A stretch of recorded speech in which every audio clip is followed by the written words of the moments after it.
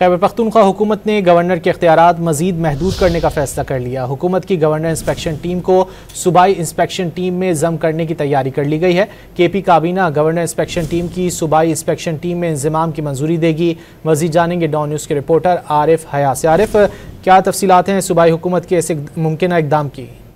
जी बिल्कुल, आज काबीना इजलास है और काबीना इजलास में इसके बाकायदा तौर पर मंजूरी दे दी जाएगी।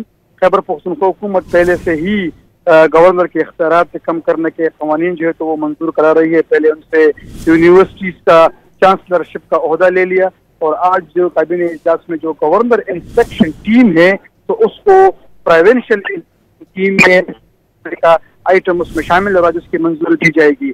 इनका यही कहना है कि 18वीं तरमीम के बाद जो है तो गवर्नर के पास ये इख्तियार नहीं रहता, इसलिए इसके जितने भी एहलकार है, इसके जितने भी अमला है तो वो तमाम के तमाम सूबाई इंस्पेक्शन टीम में जम हो जाएगा और सूबाई इंस्पेक्शन टीम जो तो वो डायरेक्ट वजीर आला को रिस्पॉन्ड करती है। तो आज इसके लिए मुकम्मल तैयारी कर दी है।